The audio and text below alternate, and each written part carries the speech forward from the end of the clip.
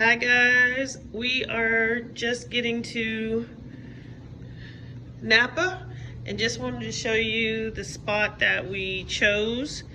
And this is pleasantly, I think I like this. I mean, it's not really my normal like taste of decor, as you can see, but I like that for a weekend getting this much space. It feels like it's a home away from home, and I kind of like that vibe. And you may think this fireplace isn't necessary, but it's like 50 degrees here right now.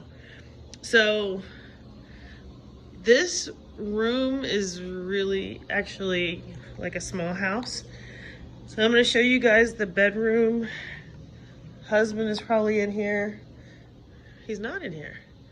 Okay, perfect. So here's the king room, and you can see we've got the television and large bathtub here, even though this decor is from, you know, the 80s.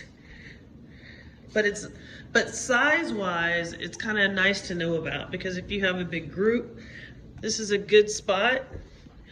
And then out here you have a patio, which just so happens that they moved the festival here.